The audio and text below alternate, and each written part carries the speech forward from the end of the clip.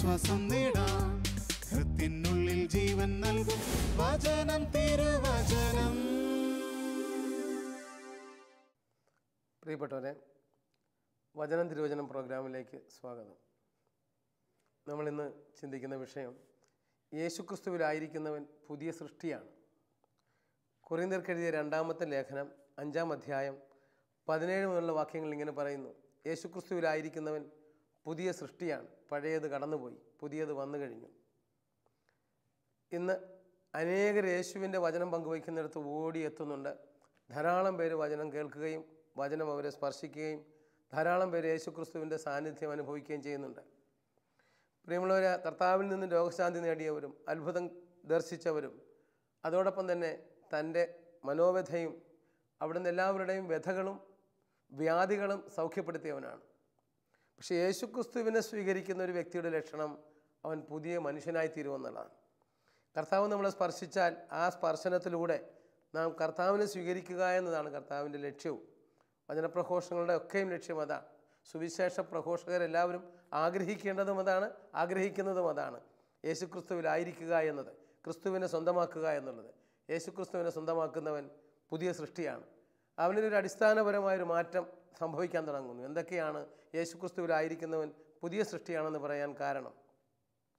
പ്രിയമുള്ളവരെ, കർത്താവിനെ സ്വീകരിക്കുന്നവർക്ക് യോഹന്നാൻ്റെ സുവിശേഷം 1-ാം അധ്യായം 12-ാം വാക്യത്തിൽ ഇങ്ങനെ പറയുന്നു: അവനെ സ്വീകരിച്ചവർക്ക്, അവൻ്റെ നാമത്തിൽ വിശ്വസിക്കുന്നവർക്ക് അവൻ ദൈവമക്കളാകുവാൻ കഴിവ് നൽകി. ഗലാത്യ ലേഖനത്തിൻ്റെ 3-ാം അധ്യായം 26 മുതലുള്ള വാക്യങ്ങൾ ഇങ്ങനെ പറയുന്നു: യേശുക്രിസ്തുവിലുള്ള വിശ്വാസം വഴി നമ്മളെല്ലാവരും ദൈവമക്കളാണ്. അപ്പോൾ യേശുക്രിസ്തുവിനെ സ്വീകരിക്കുക എന്ന് പറയുമ്പോഴേ അവർ ദൈവത്തിൻ്റെ മക്കളായി മാറുന്നു. എന്താണ് ദൈവമക്കളാകുവാനുള്ള കഴിവ് കൊടുക്കുക എന്നൊക്കെ പറഞ്ഞാൽ? പ്രിയമുള്ളവരെ, മനുഷ്യരും ദൈവമകനും തമ്മിലുള്ള വ്യത്യാസമുണ്ട്. അതാണ് പുതിയ സൃഷ്ടി. ഒരു മനുഷ്യൻ ദൈവത്തിൻ്റെ പൈതലായി മാറുന്നു. മനുഷ്യനായിരിക്കുക എന്ന് പറഞ്ഞാൽ മർത്യൻ എന്ന വാക്കിൻ്റെ അർത്ഥം തന്നെ നമുക്കറിയാം. മരണം വരെയുള്ള ജീവിതത്തെ കണ്ടുപുൽകുന്ന ഒരുത്തനാണ് മർത്യൻ.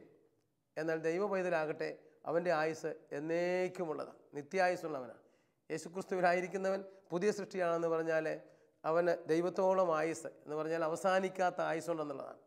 അതുതന്നെയാണ് യേശുവിനെക്കുറിച്ച് പറയുന്നിടത്ത് യോഹന്നാൻ്റെ സുവിശേഷം 3-ാം അധ്യായത്തിൻ്റെ 15-ാം വാക്യത്തിൽ നമ്മൾ കാണുന്നുണ്ട്: മോശ മരുഭൂമിയിൽ സർപ്പത്തെ ഉയർത്തിയതുപോലെ മനുഷ്യപുത്രനും ഉയർത്തപ്പെടേണ്ടിയിരിക്കുന്നു എന്ന് മാത്രമല്ല, അതിനിടയിലൊരു വാക്യമുണ്ട്: മോശ മരുഭൂമിയിൽ പിച്ചള സർപ്പത്തെ ഉയർത്തിയതുപോലെ തന്നിൽ വിശ്വസിക്കുന്നവന് നിത്യജീവൻ ഉണ്ടാകേണ്ടതിന് മനുഷ്യപുത്രനും ഉയർത്തപ്പെടേണ്ടിയിരിക്കുന്നു. ഞാനിതിങ്ങനെ പറയാൻ കാരണം, ഒരിക്കലും യുവജനങ്ങളോട് ചോദിച്ചു, യേശു മോശ മരുഭൂമിയിൽ പിച്ചള സർപ്പത്തെ ഉയർത്തിയതുപോലെ ബാക്കി പറയാമോ? അവർ പറഞ്ഞു, മനുഷ്യപുത്രനും ഉയർത്തപ്പെടേണ്ടിയിരിക്കുന്നു. വീണ്ടും ചോദിച്ചു, അവിടെ ഇരുന്ന് എല്ലാവരും തന്നെ പറഞ്ഞു, മനുഷ്യപുത്രനും ഉയർത്തപ്പെടേണ്ടിയിരിക്കുന്നു. അപ്പോൾ ഞാൻ അവരോട് പറഞ്ഞു, ദൈവവചനത്തിന് നടുത്തുണ്ടെന്ന് നിങ്ങൾ മുറിച്ചു കളഞ്ഞു. കാരണം യോഹന്നാൻ്റെ സുവിശേഷം 3-ാം അധ്യായം 15-ാം വാക്യത്തിൽ ഇങ്ങനെയാണ് പറയുന്നത്: മോശ മരുഭൂമിയിൽ പിച്ചള സർപ്പത്തെ ഉയർത്തിയതുപോലെ തന്നിൽ വിശ്വസിക്കുന്നവന് നിത്യജീവൻ ഉണ്ടാകേണ്ടതിന് മനുഷ്യപുത്രനും കുരിശിൽ ഉയർത്തപ്പെടണം. അപ്പോൾ യേശുക്രിസ്തുവിൽ വിശ്വസിക്കുന്ന ഒരാൾക്ക് നിത്യജീവനെക്കുറിച്ചുള്ള ബോധ്യവും നിത്യജീവനെക്കുറിച്ചുള്ള ഒരു ഉൾക്കാഴ്ചയും ഒക്കെ ലഭിക്കും. അപ്പോൾ യേശുക്രിസ്തുവിൽ വിശ്വസിക്കുക എന്ന് പറഞ്ഞാൽ എന്താണ്? യേശുവിനോട് ഉൾച്ചേർന്ന് ജീവിക്കുവാൻ സാധിക്കുക, യേശുവിനെ തൻ്റെ ഹൃദയത്തിൽ സ്വീകരിക്കാൻ സാധിക്കുക, യേശുക്രിസ്തുവിനെ ഉള്ളിൽ കണ്ടുമുട്ടാൻ സാധിക്കുക. കൊരിന്ത്യർക്ക് എഴുതിയ 2-ാമത്തെ ലേഖനം 13-ാം അധ്യായം 5 മുതലുള്ള വാക്യങ്ങളിൽ ഇങ്ങനെ പറയുന്നു. അവിടെ പറയുന്നത് ഇതാണ്: നിങ്ങൾ നിങ്ങളുടെ വിശ്വാസത്തിൽ നിലനിൽക്കുന്നുണ്ടോ എന്ന് പരിശോധിച്ചറിയുവിൻ, നിങ്ങളെ തന്നെ പരീക്ഷിച്ചും മനസ്സിലാക്കുവിൻ. യേശുക്രിസ്തു നിങ്ങളിലുണ്ട് എന്ന് നിങ്ങൾക്ക് ബോധ്യമായിട്ടില്ലേ? ഇല്ല എങ്കിൽ നിങ്ങൾ പരീക്ഷയിൽ പരാജയപ്പെട്ടിരിക്കുന്നു. അപ്പോൾ കർത്താവായ യേശുക്രിസ്തുവിനെ ഉള്ളിൽ കാണുവാൻ സാധിക്കുക, തൻ്റെ ഉൾച്ചേർന്ന് യേശുവിനോടൊരു ഐക്യം ഹൃദയത്തിൽ ഉണ്ടാക്കിയെടുക്കുക. യേശുക്രിസ്തുവിനെ സ്വീകരിക്കുക എന്ന് പറയുമ്പോഴേ ഒന്നാമതായി സ്വീകരിക്കേണ്ടത് അതാണ്. യേശുവിനെ ഉള്ളിൽ സ്വീകരിക്കുക എന്ന് പറയുമ്പോഴേ അവൻ്റെ ഉത്ഥാനത്തോട് യോജിക്കുക എന്നും കൂടെ ഒരു അർത്ഥമുണ്ട് വാസ്തവത്തിൽ. കാരണം ഉത്ഥിതനായ ക്രിസ്തുവിന് മാത്രമേ നമ്മുടെ ഉള്ളിൽ വരാൻ സാധിക്കൂ. പത്രോസ് എഴുതിയ 1-ാമത്തെ ലേഖനം 1-ാം അധ്യായം 4 മുതലുള്ള വാക്യങ്ങളിൽ ഇങ്ങനെ പറയുന്നു: യേശുക്രിസ്തുവിൻ്റെ മരിച്ചവരുടെ ഇടയിൽ നിന്നുള്ള ഉത്ഥാനം വഴിയായി സജീവമായ പ്രത്യാശയിലേക്കും സ്വർഗത്തിൽ നിങ്ങൾക്കായി കാത്തു സൂക്ഷിക്കപ്പെടുന്ന അക്ഷയവും കളങ്കരഹിതവും ഒളിമങ്ങാത്തതുമായ ഒരു അവകാശത്തിലേക്ക് നിങ്ങൾ വീണ്ടും ജനിച്ചിരിക്കുന്നു. അപ്പോൾ യേശു ക്രിസ്തുവിലായിരിക്കുന്നവൻ പുതിയ സൃഷ്ടിയാകുക എന്ന് പറഞ്ഞാൽ അർത്ഥം വീണ്ടും ജനിക്കേണ്ടിയിരിക്കുന്നു എന്നുള്ള അർത്ഥം. ഇവിടെ പറയുകയാണ്, യേശു ക്രിസ്തുവിൻ്റെ മരിച്ചവരിൽ നിന്നുള്ള ഉത്ഥാനം വഴിയായി സജീവമായ പ്രത്യാശയിലേക്കും നിങ്ങൾക്കായി സ്വർഗത്തിൽ കാത്തു സൂക്ഷിക്കപ്പെടുന്ന അക്ഷയവും കളങ്കരഹിതവും ഒളിമങ്ങാത്തതുമായ ഒരു അവകാശത്തിലേക്ക് നിങ്ങൾ വീണ്ടും ജനിക്കപ്പെട്ടിരിക്കുന്നു. അപ്പോൾ ആ വീണ്ടും ജനനം, അതാണ് വാസ്തവത്തിൽ യേശു ക്രിസ്തുവിലായിരിക്കുന്നവൻ പുതിയ സൃഷ്ടിയാകുക, ഒരു വീണ്ടും ജനനം സംഭവിക്കുക.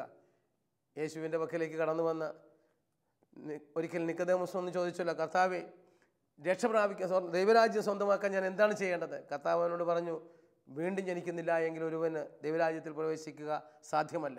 യോഹന്നാൻ്റെ സുവിശേഷം 3-ാം അധ്യായം 3 മുതലുള്ള വാക്യങ്ങൾ നമുക്കറിയാം.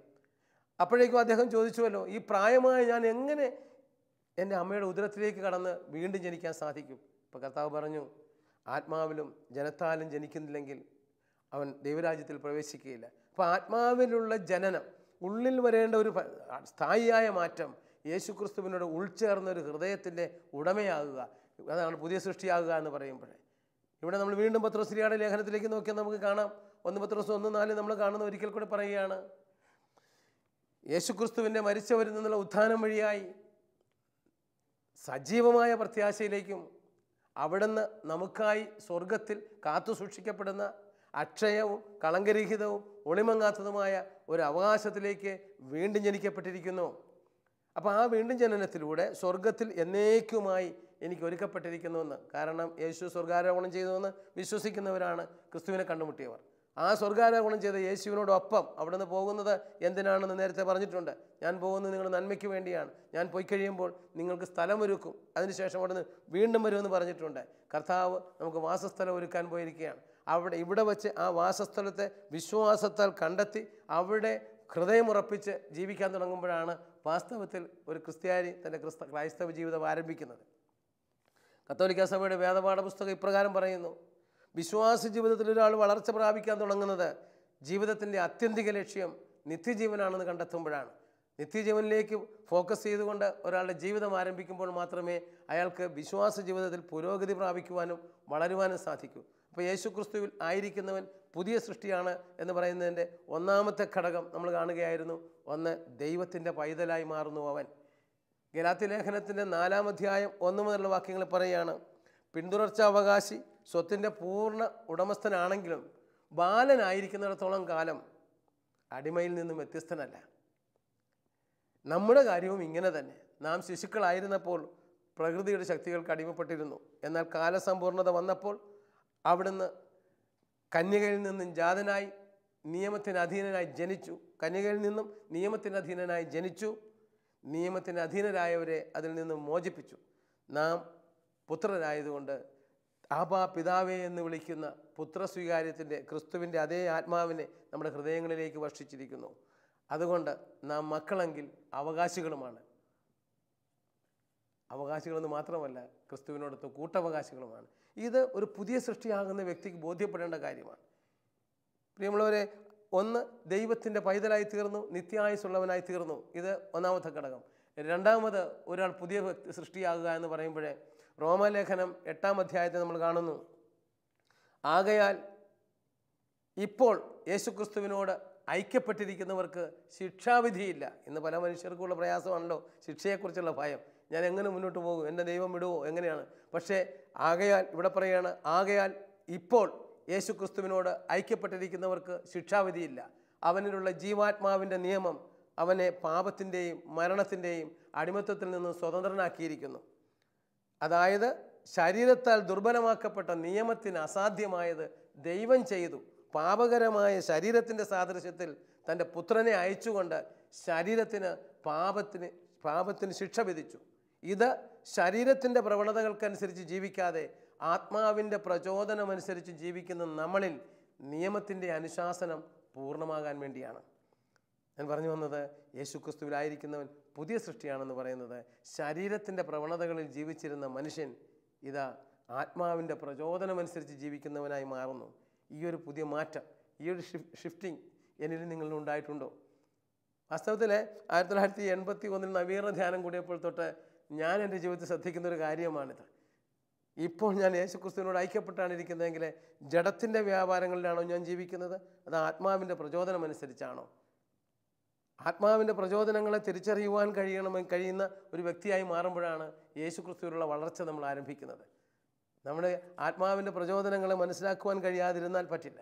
അതുകൊണ്ടാണ് കൊരിന്ത്യർക്ക് എഴുതിയ 1-ാമത്തെ ലേഖനം 2-ാം അധ്യായത്തിൻ്റെ 9 മുതലുള്ള വാക്യങ്ങളിൽ ശ്ലീഹ പറയുന്നില്ലേ, അവിടുന്ന് പറയുകയാണ്, ദൈവം തന്നെ സ്നേഹിക്കുന്നവർക്കായി സജ്ജീകരിച്ചിരിക്കുന്നവ കണ്ണു കാണുകയോ ചെവി കേൾക്കുകയോ മനുഷ്യ മനസ്സ് ഗ്രഹിക്കുകയോ ചെയ്തിട്ടില്ല.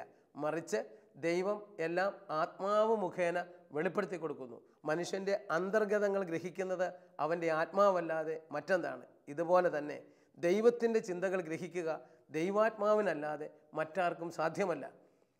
നമ്മുടെ ആത്മാവിനോട് ചേർന്ന് ദൈവാത്മാവ് സാക്ഷ്യം വഹിക്കുമ്പോഴാണ് നാം ദൈവത്തെ ആബ പിതാവേ എന്ന് വിളിക്കുന്നത് എന്ന് റോമാലേഖനം 8-ാം അധ്യായം 15-16 വാക്കുകളിൽ നമ്മൾ കാണുന്നുണ്ട്.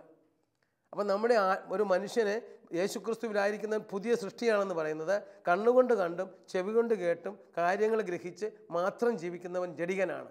മറിച്ച് ആത്മാവിൻ്റെ പ്രചോദനങ്ങളെ ഉൾക്കൊള്ളുവാനും ആത്മാവിൻ്റെ പ്രേരണകളെ ഉൾക്കൊള്ളുവാനും ആത്മാവിൽ ജീവൻ കണ്ടെത്തുവാനും കഴിയുന്നവന് മാത്രമേ പുതിയ സൃഷ്ടിയാകുവാൻ സാധിക്കുകയുള്ളൂ.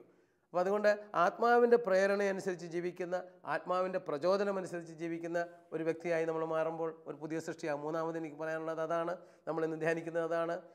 ഇതിനെ കൂടുതൽ വ്യക്തമാക്കാൻ വേണ്ടി എഫേസ്യസ് ലേഖനം 2-ാം അധ്യായത്തിൽ ഇതിനെക്കുറിച്ച് പറയുന്ന ശ്ലീഹ പറയുന്നത് ഇങ്ങനെയാണ്: അപരാധങ്ങളും പാപങ്ങളും മൂലം ഒരിക്കൽ നിങ്ങൾ മൃതരായിരുന്നു, അന്ന് ഈ ലോകത്തിൻ്റെ ഗതി പിന്തുടർന്നു. ഇവിടെയും പുതിയ സൃഷ്ടിയാകുക എന്നുള്ളതിന് 2 പോയിൻ്റുണ്ട്. ഒന്ന്, അപരാധങ്ങളും പാപങ്ങളും നിമിത്തം ഒരിക്കൽ നിങ്ങൾ മൃതരായിരുന്നു. ഇപ്പോൾ ഇതാ അന്ന് അങ്ങനെയായിരുന്ന അവസരത്തിൽ എന്ന് പറഞ്ഞാൽ ആത്മാവിൽ മൃതരായിരുന്നു. ആ മൃതരായിരുന്ന അവസ്ഥയിൽ ഈ ലോകത്തിൻ്റെ ഗതി അനുസരിച്ച് ജീവിച്ചു. ഈ ലോകത്തിൻ്റെ ഗതി പിന്തുടർന്നും അനുസരണക്കേടിൻ്റെ മക്കളെ പ്രവർത്തിക്കുന്ന അരൂപിയായ അന്തരീക്ഷ ശക്തികളുടെ അധീശനെ അനുസരിച്ചുമാണ് നിങ്ങൾ നടന്നിരുന്നത്. അനുസരണക്കേടിൻ്റെ ഈ മക്കളോടൊപ്പം ഒരു കാലത്ത് നമ്മളും ശരീരത്തിൻ്റെയും മനസ്സിൻ്റെയും അഭിലാഷങ്ങൾ സാധിച്ചുകൊണ്ട് ജഡമോഹങ്ങളിൽ ജീവിച്ചു. നമ്മളും മറ്റുള്ളവരെ പോലെ സ്വഭാവേന ക്രോധത്തിൻ്റെ മക്കളായിരുന്നു.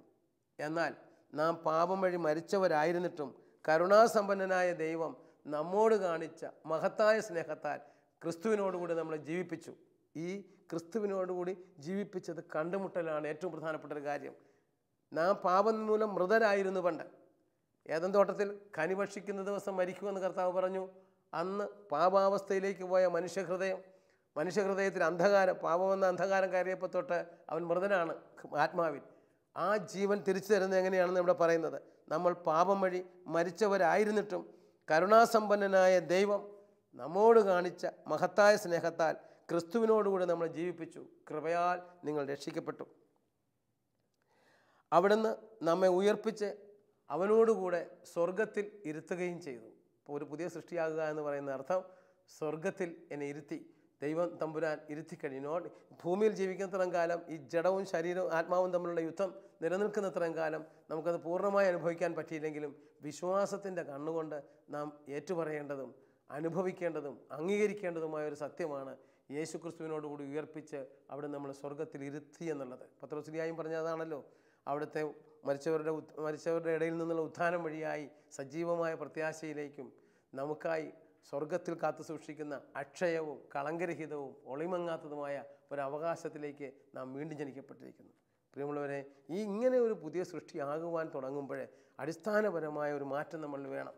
അതെന്താണ്? ഇതിനെയാണ് മാനസാന്തരം, ബേസിക് കൺവേർഷൻ എക്സ്പീരിയൻസ്. കരിസ്മാറ്റിക് നവീകരണ ധ്യാനങ്ങൾ ആരംഭിച്ച കാലത്ത് എന്നെ സംബന്ധിച്ചിടത്തോളം പറഞ്ഞു കഴിഞ്ഞാൽ ഒരു കത്തോലിക്കൻ്റെ ഏറ്റവും വലിയ അന്ന് വചനം കേട്ട ധ്യാനിക്കാൻ വന്ന ആൾക്കാരുടെ ഏറ്റവും പ്രധാനപ്പെട്ടൊരു സംഭവമായിരുന്നു ധ്യാനിപ്പിക്കുന്നവനും അതോടൊപ്പം തന്നെ ധ്യാനിപ്പിക്കുന്നവർ ആഗ്രഹിക്കുന്നത് വന്നുകൊണ്ടിരിക്കുന്ന മനുഷ്യർക്ക് ഒരു അടിസ്ഥാന മാനസാന്തരം ഉണ്ടാകണം, ഒരു ബേസിക് കൺവേർഷൻ എക്സ്പീരിയൻസ്. അതിൽ ഏറ്റവും പ്രധാനപ്പെട്ടൊരു കാര്യമാണ് അവൻ ഇപ്പോഴായിരിക്കുന്നതിൽ നിന്നും വേറെ ചില പുതിയ തീരുമാനങ്ങളിലേക്ക് വരിക, പുതിയൊരു അവസ്ഥയിലേക്ക് വരിക. അങ്ങനെ വന്നവരൊക്കെ വാസ്തവത്തിൽ ദൈവവേലക്കാരായി. ആദ്യകാലത്ത് നവീകരണ ധ്യാനം കൂടുന്ന ഏവരും പ്രേക്ഷിതരായിട്ടാണ് അവിടെ നിന്ന് ഇറങ്ങുന്നത്. കാരണം ക്രിസ്തുവിനെ ഉള്ളിൽ സ്വീകരിച്ച് ക്രിസ്തുവിൻ്റെ ദൗത്യം ഏറ്റെടുത്തുകൊണ്ടാണ് അവിടെ നിന്ന് ഇറങ്ങുന്നത് ധ്യാനഹാളിൽ നിന്നും. ഇന്ന് എങ്ങനെയോ 50-ാം പിറന്നാൾ ആഘോഷിക്കാൻ പോകുന്ന നവീകരണത്തിന് പലപ്പോഴും അങ്ങനെയുള്ളവരുടെ കുറേ കുറവ് വന്നിട്ടുണ്ട്. അതുകൊണ്ടാണ് ഈ ഒരു വിഷയം നമുക്കൊന്ന് കൈകാര്യം ചിന്തിക്കാമെന്ന് പറഞ്ഞത്. ഇപ്പോൾ നിങ്ങൾ ശ്രമിച്ചുകൊണ്ടിരിക്കുന്ന നിങ്ങളോട് എനിക്ക് പറയുവാനുള്ളത്, യേശുക്രിസ്തുവിനെ നമ്മൾ രക്ഷിതാവെന്ന് ആദ്യമായി സ്വീകരിച്ച് വ്യക്തിപരമായി യേശുക്രിസ്തുവിനെ നമ്മുടെ ജീവിതം അടിയറ വെച്ച് കഴിയുമ്പോൾ കർത്താവ് അവിടെ നമുക്ക് തരുന്ന ഏറ്റവും വലിയ പ്രത്യാശയാണ് നാം സ്വർഗത്തിൽ അവനോടുകൂടി നിത്യമായി വാഴുന്ന, അതായത് അക്ഷയവും കളങ്കരഹിതവും ഒളിമങ്ങാത്തതുമായ ഒരു അവകാശത്തിലേക്ക് വീണ്ടും ജനിക്കുന്നു എന്നുള്ളൊരവസ്ഥ. അപ്പോൾ ഇത് വന്നു കഴിഞ്ഞാൽ നമ്മൾ ലോകമോഹങ്ങൾ, ലോകത്തിലെ വസ്തുക്കൾ നമ്മൾ ഉപയോഗിക്കുമെങ്കിലും നമ്മൾ ലോകത്തിന് വേണ്ടി ആയിരിക്കില്ല. ലോകത്തിന് വന്നുകൊണ്ടിരിക്കുന്ന മാറ്റങ്ങൾ നമ്മൾ കാണും, വിവേചിച്ചറിയും. ഇത് ദൈവരാജ്യത്തിൽ എനിക്ക് പറ്റാത്തതാണെങ്കിൽ അതിനോട് വിയോജിപ്പ് പ്രകടിപ്പിക്കുവാനും അതിനുവേണ്ടി റിസ്ക് എടുക്കാനും നമ്മൾ തയ്യാറാകും. മാനസാന്തരത്തിൻ്റെ ഏറ്റവും വലിയ പ്രത്യേകത അതാണ്. ഒരാൾ പുതിയ സൃഷ്ടിയാകുക എന്ന് പറഞ്ഞാൽ മാനസാന്തരപ്പെടുക എന്നാണ്. അപ്പോൾ മാനസാന്തരത്തിൻ്റെ പ്രത്യേകത എന്താണ്? മാനസാന്തരം എന്ന് പറയുന്നത് ദൈവരാജ്യത്തിലേക്കുള്ള തിരിവാണ്. അപ്പോൾ ദൈവരാജ്യത്തിലേക്ക് വരുന്ന ഏതൊരു വ്യക്തിയും ഇപ്രകാരം ഒരു റിസ്ക് എടുക്കാൻ തയ്യാറാകും. മത്തായിയുടെ സുവിശേഷം 11-ാം അധ്യായം 11 മുതലുള്ള വാക്യങ്ങൾ പറയുന്നുണ്ട്, സ്ത്രീകളിൽ നിന്നും ജനിച്ചവരിൽ ഏറ്റവും വലിയവൻ സ്നാപക യോഹന്നാനാണ്. എന്നാൽ സ്വർഗരാജ്യത്തിലെ ഏറ്റവും ചെറിയവൻ പോലും സ്നാപകനേക്കാൾ വലിയവനാണ്. അപ്പം യേശുക്രിസ്തുവിൽ ഒരു വ്യക്തി പുതിയ വ്യക്തിയായി തീർന്നു കഴിഞ്ഞാൽ അവൻ സ്നാപകനേക്കാളും വലിയവനാണ്. അത് കഴിഞ്ഞ് പറയുകയാണ്, ദൈവരാജ്യം ബലപ്രയോഗത്തിന് വിധേയമാണ്, ബലവാന്മാർ അത് കീഴടക്കുന്നു. യേശുക്രിസ്തുവിൽ ആരെങ്കിലും യേശുവിൽ വിശ്വസിച്ച് യേശുവിൻ്റെ സ്വന്തമായി തീരാൻ തയ്യാറായെങ്കിൽ അപ്പോൾ മുതൽ അവനിലൊരു ബലപ്രയോഗം നടക്കേണ്ടതുണ്ട്. ഏറ്റവും പ്രധാനപ്പെട്ടതാണ് ഇവിടെ നമ്മൾ പറഞ്ഞ 2 കാര്യങ്ങൾ. ഒന്ന്, പാപം വഴി മൃതമായിരുന്ന ശരീരത്തിന് യേശുക്രിസ്തു വഴി ഇതാ ശരീരത്തിൻ്റെ അടിമത്തത്തിൽ നിന്നും ശരീരത്തിന് അസാധ്യമായിരുന്ന കാര്യം അവിടുന്ന് ചെയ്തു. അതായത് ശരീരത്താൽ ദുർബലമാക്കപ്പെട്ട നിയമത്തിന് അസാധ്യമായത് എന്ന് പറഞ്ഞാൽ ഞാൻ ഇച്ഛിക്കുന്നതിന്, റോമാലേഖനം 7-ാം അധ്യായത്തിലെ 14 മുതലുള്ള വാക്യങ്ങൾ ശ്രീക പറയുന്നുണ്ടല്ലോ, ഞാൻ ഇച്ഛിക്കുന്നതല്ല ഞാൻ വെറുക്കുന്നതാണ് ഞാൻ ചെയ്യുന്നത്. ഞാൻ ഇച്ഛിക്കാത്തതെന്ന് ചെയ്യുന്നെങ്കിൽ നിയമം നല്ലതാണെന്ന് പറയുന്നു. എന്നാൽ ഇപ്പോൾ ഞാൻ അങ്ങനെ ചെയ്യുന്നത് ഞാനല്ല, എന്നിൽ കൂടി ഉള്ളത് പാപമാണ് എന്ന് പറഞ്ഞിട്ട് 22-ാമത്തെ വാക്യത്തിൽ പറയുന്നുണ്ടല്ലോ. അവിടുന്ന് പറയുകയാണ്, എൻ്റെ അന്തരംഗങ്ങളിൽ ഞാൻ ദൈവത്തിൻ്റെ നിയമം ഓർത്ത് ആഹ്ലാദിക്കുന്നു. എൻ്റെ അവയവങ്ങളിലാകട്ടെ എൻ്റെ മനസ്സിൻ്റെ നിയമത്തോട് പോരാടുന്ന മറ്റൊരു നിയമം ഞാൻ കാണുന്നു. ഇതെന്നെ പാപത്തിന് അടിമയാക്കുന്നു. ഞാൻ ദുർഭകനായ മനുഷ്യൻ, ആരെനിക്ക് വിമോചനം വരണം എന്നൊക്കെ പറയുന്ന ശ്ലീഹ. അതായത് ശരീരത്തിൻ്റെ പ്രവണതകളെ ഒരു കാരണവശാലും നിയന്ത്രിക്കാൻ പറ്റാതെ വിഷമിക്കുന്നു. എന്നാൽ ഇപ്പോൾ ശ്ലീഹ ഇവിടെ പറയുകയാണ്, ശരീരത്തിൻ്റെ പ്രവണതകളെ ആത്മാവിനാൽ നിഹനിക്കാൻ സാധിക്കും. യേശുക്രിസ്തു നമ്മുടെ ഹൃദയത്തിൽ വരുമ്പോൾ, നമ്മുടെ ഉള്ളിൽ വരുമ്പോൾ നമുക്ക് ആത്മാവിനാൽ നിഹനിക്കാൻ സാധിക്കും. കർത്താവായ യേശുക്രിസ്തുവിൻ്റെ ഉദ്ധാനത്തിൽ വിശ്വസിച്ച ശിഷ്യന്മാർ കണ്ടെത്തിയത് മറ്റൊന്നുമല്ല, അവൻ ജീവദാതാവായ ആത്മാവായി തീർന്ന് അവരുടെ ഉള്ളിലേക്ക് കടന്നു വന്നത്. ഇന്നും നമുക്കത് കാണുവാൻ കഴിയും. ഇന്നും വസിക്കുന്ന യേശുവിനെ നമുക്ക് അനുഭവിക്കാൻ സാധിക്കും. ഇതുണ്ടാകേണ്ടത് ഓരോ വിശ്വാസിയും ആ ലെവലിലേക്ക് എത്തേണ്ടതാണ്. അതായത് കൊറിന്ത്യർക്ക് എഴുതിയ 1-ാമത്തെ ലേഖനം 15-ാം അധ്യായത്തിൻ്റെ 45 മുതലുള്ള വാക്യങ്ങളിൽ പറയുന്നത് ഇങ്ങനെയാണ്. അവിടെ പറയുകയാണ്, 1 കൊരിന്ത്യർ 15:45, ആദം ജീവനുള്ളവനായി തീർന്നു, എന്നാൽ അവസാനത്തെ 2-ാമത്തെ ആദമായ യേശുക്രിസ്തുവാകട്ടെ ജീവദാതാവായ ആത്മാവായി തീർന്നു. അങ്ങനെ ആത്മാവായി തീർന്ന യേശു നമ്മുടെ ഹൃദയങ്ങളിലേക്ക് കടന്നു വന്നു. ഈ ഹൃദയങ്ങളിൽ കടന്നു വന്ന് ആ കർത്താവാണ് നമ്മളെ ഇതിനൊക്കെ പ്രാപ്തരാക്കുന്നത്. അപ്പോൾ അതുകൊണ്ട് യേശുക്രിസ്തു നമ്മുടെ ഉള്ളിൽ വന്ന് ആത്മീയരാക്കി നമ്മളെ എന്ന സത്യം നാം ഇന്നത്തെ എപ്പിസോഡിൽ ധ്യാനിക്കേണ്ടതാണ്. ഇനി എന്തൊക്കെയാണ് ഈ പുതിയ വ്യക്തികളുടെ പ്രത്യേകത? ഒന്ന്, അവൻ ഈ ലോകത്തിൻ്റെതായിരുന്ന അവൻ സ്വർഗരാജ്യത്തിൻ്റെതായി. അപ്പോഴേക്കും തന്നെ അവൻ്റെ കാഴ്ചപ്പാടും അവൻ്റെ നിലപാടും മാറും. അടിസ്ഥാനപരമായിട്ട് യേശുവിനെ സ്വീകരിക്കുന്ന ഒരു വ്യക്തിയുടെ കാഴ്ചപ്പാടും യേശുവിനെ അറിയാത്തൊരാളുടെ കാഴ്ചപ്പാടും തമ്മിൽ വളരെയധികം അന്തരമുണ്ട്. എന്താണ് അവൻ്റെ കാഴ്ചപ്പാടിൻ്റെ പ്രത്യേകത? ഒന്ന്, അവൻ ഒരിക്കലും സ്വർഗത്തിൽ തൻ്റെ സ്ഥാനം നഷ്ടപ്പെടത്തക്ക രീതിയിൽ ഭൂമിയിലുള്ളത് ഒന്നിനെയും അവൻ ഉപയോഗിക്കുകയില്ല. ഭൂമിയിലുള്ള ഏതൊരു വസ്തുവിനെയും അവൻ കാണുകയും അവൻ ആസ്വദിക്കുകയും അനുഭവിക്കുകയും ചെയ്യുന്നത് തൻ്റെ യേശുക്രിസ്തുവിൻ്റെ രക്തം മരിച്ചവരുടെ ഇടയിൽ നിന്നുള്ള ഉത്ഥാനം വഴിയായി അവിടുന്ന് എനിക്ക് നേടിത്തന്ന നിത്യരക്ഷയിലേക്ക് നോക്കിക്കൊണ്ടും ആ സ്വർഗത്തിലേക്ക് നോക്കിക്കൊണ്ടുമായിരിക്കും. അപ്പോൾ അവൻ്റെ ചിന്താഗതികളിൽ എപ്പോഴും സ്വർഗം ഭരണം നടത്തും അവനെ. ഇത് നമ്മൾ തുടങ്ങിയിട്ടില്ലെങ്കിൽ നാം യേശുവിനെ കണ്ടുമുട്ടിയത് എന്ന് പറയുന്നതിനകത്ത് എന്തുമാത്രം യാഥാർത്ഥ്യമുണ്ടെന്ന് ഒന്ന് ധ്യാനിക്കേണ്ട ദിവസമാണിന്ന്. 2-ാമത്തെ കാര്യം, യേശുക്രിസ്തുവിലായിരിക്കുമ്പോൾ ശരീരത്തിൻ്റെ പ്രവണതകളെ പ്രവണതകൾക്കനുസരിച്ചിരുന്നവനെ ആത്മാവിൻ്റെ പ്രചോദനമനുസരിച്ച് ജീവിക്കുന്നവനാക്കി. എന്താണ് ശരീരത്തിൻ്റെ പ്രവണതകൾ? ഗലാത്യ ലേഖനത്തിൻ്റെ 5-ാമത്തെ അധ്യായത്തിൽ 16 മുതലുള്ള വാക്യങ്ങളിൽ പറയുന്നുണ്ട്, നിങ്ങളോട് ഞാൻ പറയുന്നു, ആത്മാവിൻ്റെ പ്രേരണയനുസരിച്ച് വ്യാപരിക്കുവിൻ, ജഡമോഹങ്ങളെ ഒരിക്കലും തൃപ്തിപ്പെടുത്തരുത്. ആത്മാവിൻ്റെ പ്രേരണയനുസരിച്ച് ജീവിക്കുന്നവനാണ് യേശുക്രിസ്തുവിലായിരിക്കുന്നവൻ പുതിയ സൃഷ്ടിയാണെന്ന് പറഞ്ഞത്. എന്നിട്ട് ശ്ലീഹ പറയുകയാണ്, എന്തെന്നാൽ ജഡമോഹങ്ങൾ ആത്മാവിനെതിരാണ്, ആത്മാവിൻ്റെ അഭിലാഷങ്ങൾ ജഡത്തിനുമെതിരാണ്. ഇവ പരസ്പരം എതിർക്കുന്നത് നിമിത്തം ആഗ്രഹിക്കുന്നത് പ്രവർത്തിക്കാൻ നിങ്ങൾക്ക് സാധിക്കാതെ വരും. അപ്പോൾ ജഡത്തിൻ്റെ പ്രവണതകളെ ആത്മാവിനാൽ നിഹനിക്കാനെടുക്കുന്ന ബലപ്രയോഗമാണ്. നേരത്തെ മത്തായിയുടെ സുവിശേഷം 11-ാം അധ്യായം 12-ാം വാക്യത്തിൽ പറഞ്ഞില്ലേ, സ്നാപക യോഹന്നാൻ്റെ കാലം മുതൽ ഇന്ന് വരെ ദൈവരാജ്യം ബലപ്രയോഗത്തിന് വിധേയമാണെന്ന്. ദൈവരാജ്യം ബലപ്രയോഗത്തിന് വിധേയം എന്ന് പറയുന്നത് ജഡത്തിൻ്റെ പ്രവണതകളെ ആത്മാവിനാൽ നിഹനിക്കാൻ ഒരു വിശ്വാസി എടുക്കുന്ന എഫർട്ടാണ്. ഇത് നമ്മുടെ ജീവിതത്തിൽ ഉണ്ടാകേണ്ടിയിരിക്കുന്നു. ഏതെങ്കിലും രീതിയിൽ അങ്ങ് ജീവിച്ചു പോകുന്നവനല്ല ക്രിസ്ത്യാനി. ക്രിസ്ത്യാനിയുടെ ജീവിതത്തിലെ ഒരു യുദ്ധക്കളത്തിലാണ് അവൻ ഇവിടെ സമരസഭ എന്നാണ് നമ്മളെക്കുറിച്ച് തന്നെ പറയുന്നത്. ഇവിടെ ഭൂമിയിലായിരിക്കുന്ന വിശ്വാസികളെ പറയുന്നത് സമരസഭയിലെ അംഗങ്ങളെന്നാണ്. നമ്മളെല്ലാവരും ജഡത്തോട് യുദ്ധം ചെയ്യുന്നവരാണ്. എന്നിട്ട് ആത്മാവിനാൽ അതിനെ നിഹനിക്കാൻ തക്ക വിധം യേശു ക്രിസ്തു നമ്മൾ രൂപപ്പെടണം, ക്രിസ്തു നമ്മളിൽ ഉണ്ടാവണം. ഇവിടെ പറയുകയാണ്, ആത്മാവ് നിങ്ങളെ നയിക്കുന്നെങ്കിൽ നിങ്ങൾ നിയമത്തിന് കീഴല്ല. ജഡത്തിൻ്റെ വ്യാപാരങ്ങൾ എല്ലാവർക്കും അറിയാം. അവ വ്യഭിചാരം, അശുദ്ധി, ദുർവൃത്തി, വിഗ്രഹാരാധന, ആഭിചാരം, ശത്രുത, കലഹം, ഭിന്നത, വിഭാഗിക ചിന്ത, മദ്യപാനം, മധുരോത്സവം ഇവയ്ക്ക് സദൃശമായ മറ്റ് തിന്മകളുമാണ്. അപ്പോൾ ജഡത്തിൻ്റെ വ്യാപാരങ്ങളിലായിരിക്കുന്ന ഒരു വ്യക്തിയെ സംബന്ധിച്ചിടത്തോളം അതിൻ്റെ ചെക്ക്ലിഫണി വാസ്തവത്തിൽ ഇത് മാത്രമല്ല പറയുന്നത്, ഇവയ്ക്ക് സദൃശമായ മറ്റു പ്രവർത്തികളും. എന്നിട്ട് പറയുകയാണ്, ഇത്തരം പ്രവർത്തികളിൽ ഏർപ്പെടുന്നവർ ദൈവരാജ്യം അവകാശപ്പെടുത്തുകയില്ലെന്ന് മുൻപ് നിങ്ങൾക്ക് ഞാൻ നൽകിയ താക്കീത് ഇപ്പോഴും ആവർത്തിക്കുന്നു. അപ്പോൾ ദൈവരാജ്യത്തിലേക്ക് പ്രവേശിക്കണമെങ്കിൽ ജഡത്തിൻ്റെ വ്യാപാരങ്ങളോട് ഞാൻ നിങ്ങളെ യുദ്ധം ചെയ്യാൻ തയ്യാറാകണം. ഒന്ന് ഓർത്ത് നോക്കൂ, നമ്മളെന്തോരം ദൈവത്തിൻ്റെ വചനം കേൾക്കുന്നവരാണ്, കൺവെൻഷൻ കൂടുന്നവരാണ്, ധ്യാനം കൂടുന്നവരാണ്. നമ്മളിപ്പോഴും ഈ പറഞ്ഞതുപോലെയുള്ള വ്യഭിചാരം, അശുദ്ധി, ദുർവൃത്തി, വിഗ്രഹാരാധന, ആഭിചാരം, ശത്രുത, കലഹം, ഭിന്നത, വിഭാഗീയ ചിന്ത, മദ്യപാനം, മധുരോത്സവം ഇവയ്ക്ക് സദൃശമായ മറ്റു പ്രവർത്തികളും ചെയ്യുന്നവരാണോ എന്ന് പരിശോധിക്കേണ്ട ദിവസമാണിന്ന്. ഇവിടെ വീണ്ടും ശ്രീഹ പറയുന്നുണ്ട്, ഈ ജഡത്തിൻ്റെ വ്യാപാരങ്ങളിൽ നിന്ന് ഒഴിയാത്തതിൻ്റെ ലക്ഷണങ്ങൾ ചിലപ്പോഴെങ്കിലും ഉണ്ടാകാം. എന്തുമാത്രം പ്രാർത്ഥിക്കുന്ന അപ്പനാണെങ്കിലും ഒരുപക്ഷെ അപ്പൻ്റെ ജീവിതത്തിലെ പലപ്പോഴും വിഭാഗീയതയും വിദ്വേഷത്തോടും അതോടൊപ്പം തന്നെ മദ്യപാനത്തോടും മധുരോത്സവത്തോടും ഒക്കെ യാതൊരു വിട പറയാത്ത രീതിയിലുള്ള ജീവിതശൈലി നയിച്ചുകൊണ്ട് ആർക്കും ഒരിക്കലും ക്രിസ്തുവിൻ്റെതാകാൻ സാധ്യമല്ല.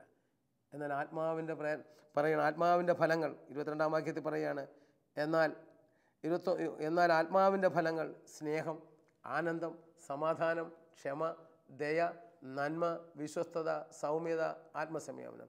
ഇവ രണ്ടും തമ്മിലുള്ള ഒരു യുദ്ധമുണ്ട് നമ്മളിൽ. ജഡത്തിൻ്റെ വ്യാപാരങ്ങളാകുന്ന വ്യഭിചാരം, അശുദ്ധി, ദുർവൃത്തി, ഇങ്ങനെ കുറേ പ്രവർത്തികൾ. ഇപ്പുറത്ത് സ്നേഹം, ആനന്ദം, സമാധാനം, ക്ഷമ, ദയ, നന്മ, വിശ്വസ്തത, സൗമ്യത.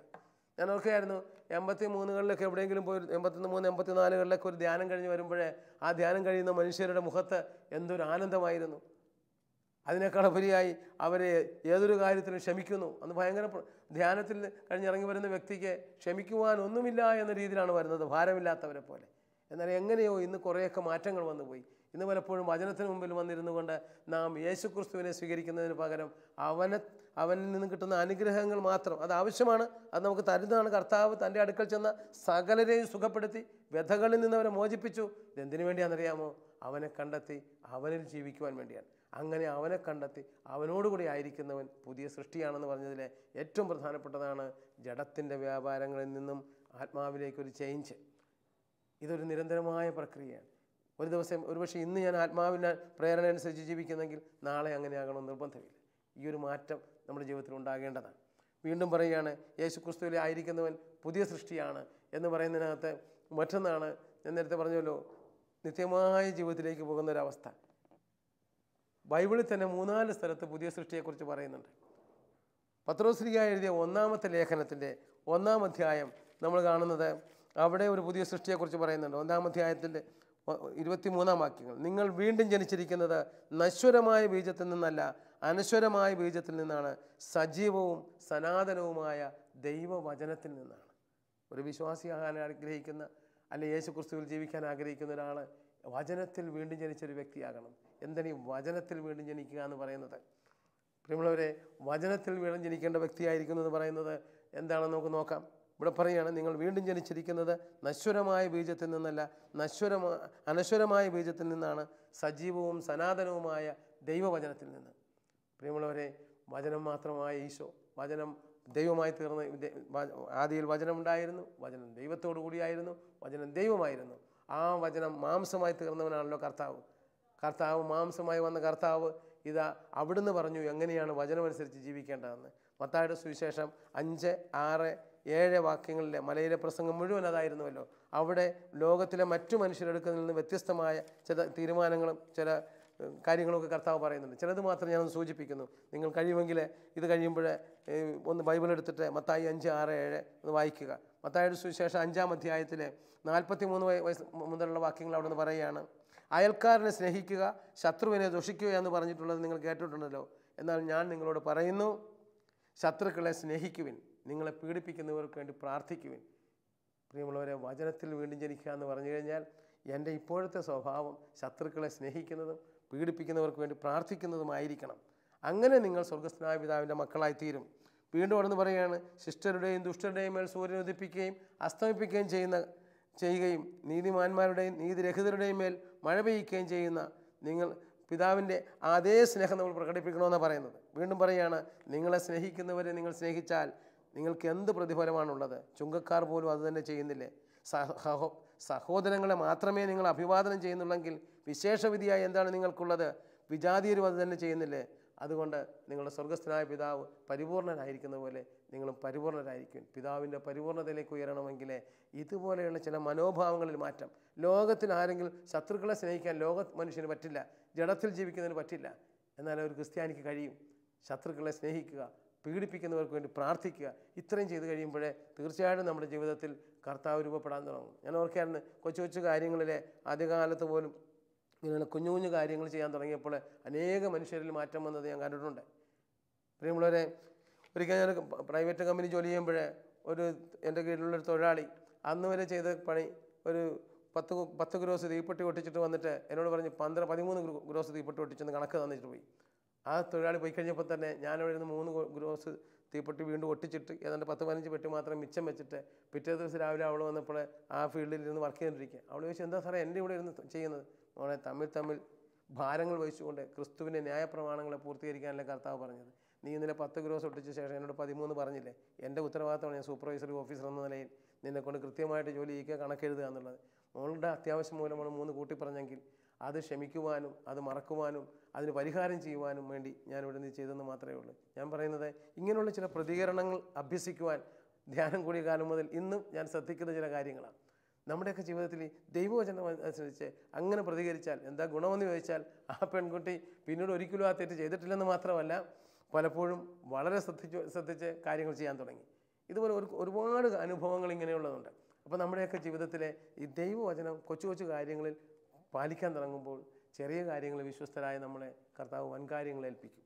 ഇന്ന് നമുക്ക് തീരുമാനിക്കാം, നമ്മുടെ കുടുംബങ്ങളിലെ കൊച്ചു കൊച്ചു കാര്യങ്ങൾ നമുക്ക് ദൈവവചനം അനുസരിച്ച് ജീവിക്കാൻ ഒരു നിമിഷം കണ്ണുകളടയ്ക്കാം. നമുക്കൊന്ന് പ്രാർത്ഥിക്കാം. സ്നേഹമുള്ള ഈശോയെ, യേശുക്രിസ്തുവിലായിരിക്കുന്നവൻ പുതിയ സൃഷ്ടിയാണെന്നങ്ങ് പറഞ്ഞുവല്ലോ. ഞങ്ങൾ ഈ ലോകത്തിൻ്റെത് മാത്രമായിട്ട് ജീവിക്കുവാനോ ഈ ലോകത്തിൽ മാത്രം ആശ്രയം വെക്കാനോ ഇടയാകരുത് കർത്താവേ. സങ്കീർത്തകൻ 17-ാം സങ്കീർത്തനത്തിൻ്റെ 14-ാം വാക്യത്തിൽ പറഞ്ഞുവല്ലോ, കർത്താവെ, ഇഹലോക ജീവിതം മാത്രം ഓഹരിയായി കരുതുന്ന മർത്യരിൽ നിന്നും അങ്ങയുടെ കരം എന്നെ രക്ഷിക്കട്ടെ. അങ്ങ് അവർക്ക് നൽകിയിരിക്കുന്നത് കൊണ്ട് വയറ് നിറയ്ക്കട്ടെ. അവരുടെ മക്കൾക്ക് സമൃദ്ധി ഉണ്ടാകട്ടെ. മിച്ചമുള്ളത് അവരുടെ പേരക്കിടങ്ങൾക്കും കൊടുക്കട്ടെ. കൊരിന്ത്യർക്ക് എഴുതിയ 1-ാമത്തെ ലേഖനം 15-19 പറഞ്ഞുവല്ലോ, ഈ ജീവിതത്തിന് വേണ്ടി മാത്രമാണ് ക്രിസ്തുവിൽ പ്രത്യാശ വച്ചിരിക്കുന്നതെങ്കിൽ നിങ്ങൾ എല്ലാ മനുഷ്യരെക്കാളും നിർഭാഗ്യവാന്മാരാണെന്ന്. കർത്താവെ, അങ്ങിൽ പ്രത്യാശ വെക്കുന്നുവെങ്കിൽ ഞങ്ങൾ ഈ ലോകത്തിന് വേണ്ടി മാത്രമല്ല നിത്യജീവന് വേണ്ടിയാണെന്ന്. ഇപ്പോൾ ഈ വചനം കേട്ടുകൊണ്ടിരുന്ന ഓരോ വ്യക്തികളുടെ മേലും അവിടുത്തെ കൃപ സമൃദ്ധമായിട്ട് വർഷിക്കണമേ. ആരൊക്കെ യേശു ക്രിസ്തുവിലാകുവാൻ ആഗ്രഹിക്കുന്നുണ്ടോ അവരെയൊക്കെ ഇപ്പോൾ സ്പർശിക്കണമേ കർത്താവെ. നിത്യജീവൻ്റെ സുവിശേഷം സ്വീകരിച്ചുകൊണ്ട് ആ സുവിശേഷം നൽകുന്ന വാഗ്ദാനമായ എല്ലാ രോഗങ്ങളിൽ നിന്നുള്ള വിടുതലും എല്ലാ മാനസിക വ്യഥകളിൽ നിന്നുള്ള വിടുതലും ഈ വചനം കേട്ടുകൊണ്ടിരിക്കുന്നവർക്ക് നൽകണമേ. എല്ലാവരെയും അവിടുന്ന് സൗഖ്യപ്പെടുത്തണമേ. സൗഖ്യദായകമായ ഞങ്ങളുടെ ഇടപെടൽ അനുഭവിച്ചുകൊണ്ട് യേശു ക്രിസ്തുവിലാകുവാൻ എല്ലാവരെയും അനുഗ്രഹിക്കണമേ. പിതാവിൻ്റെയും പുത്രൻ്റെയും പരിശുദ്ധാത്മാവിൻ്റെയും നാമത്തിൽ ആമേൻ.